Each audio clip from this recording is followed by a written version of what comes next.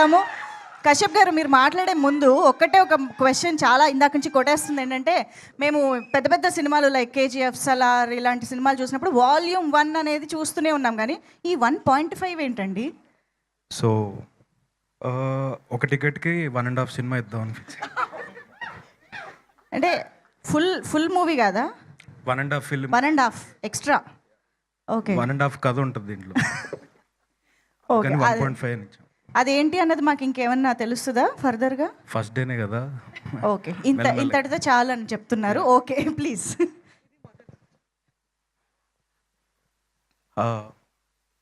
సడన్గా blank. Yeah, thank you so much అండి. ఎక్కడి నుంచి స్టార్ట్ చేయాలి అంటే, యా 2010లో షార్ట్ ఫిల్మ్ తీసి ఇంకో 1-2 ఇయర్స్లో సినిమా తీసేస్తా అనుకున్నాను. మా ఫ్రెండ్స్ అంతా యూఎస్ వెళ్ళిపోయారు. అరే సినిమా తీసాక యూఎస్ వస్తారా అన్నాను. వాళ్ళు లిటరలీ జాబ్ ఎంఎస్ అయిపోయి జాబ్ చేశారు.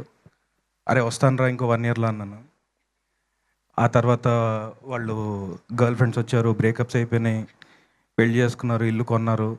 ఆ ఇంటి వీడియోలు కూడా తీసేవాళ్ళు. అరే ఇదేరా గెస్ట్ హౌస్, ఈ గెస్ట్ రూమ్ నీదేరా, నువ్వు వచ్చాక అన్నారు. 1 ఇయర్లో వచ్చేస్తాను.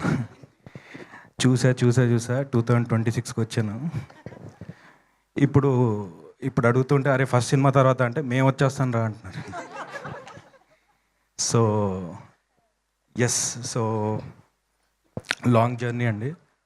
అయితే ప్రతి ఫిలిం సక్సెస్ గురించి చేస్తాం.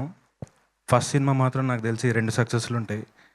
ఫస్ట్ సినిమా చేయడమే సక్సెస్, ఇక్కడ దాకా రావడమే ఒక సక్సెస్.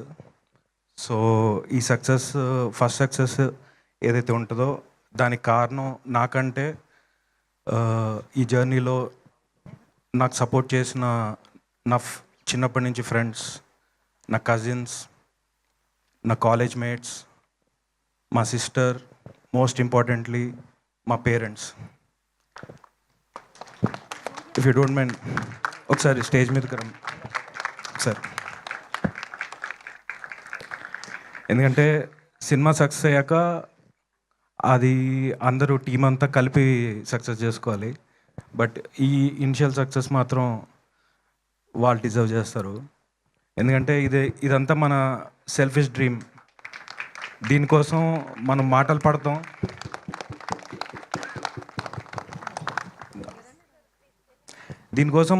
పడతాం, ఏమేమో చేస్తాం, కానీ మన సెల్ఫిష్ డ్రీమ్ గురించి వీళ్ళు మాటలు పడతారు, వీళ్ళు అవమానాలు పడతారు. So I think they deserve the success what ever ఈరోజు వీళ్ళది. ఐ థింక్ సో ఈ టీమ్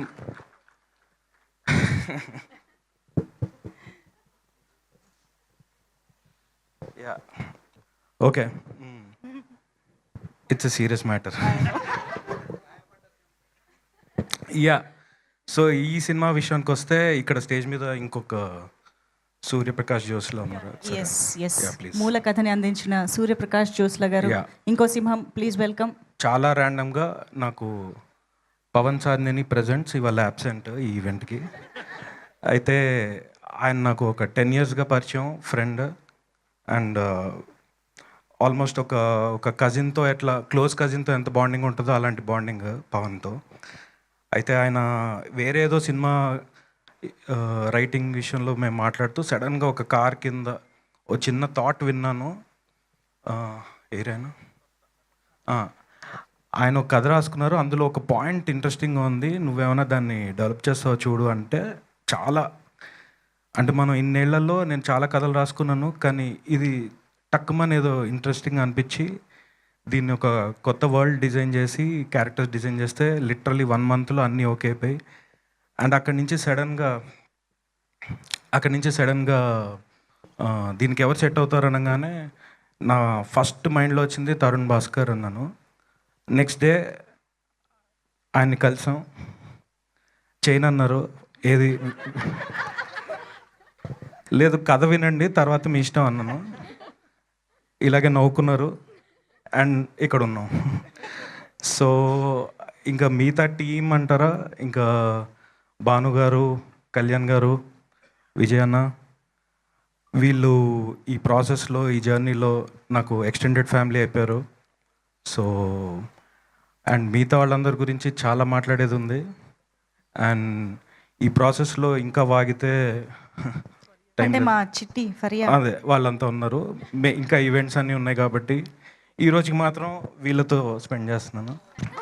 అండ్ మిగతా అందరి సక్సెస్ గురించి మనం మెయిన్ ఈవెంట్స్లో మాట్లాడతాం. ఎపిసోడ్స్ వైజ్ కట్ చేసుకుందాం.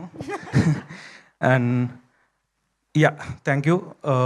అంతే. యా, సూపర్ అండి. Thank you so much. Emotional సింహంగా మారిపోయారండి ఈ స్టేజ్ పైన. థ్యాంక్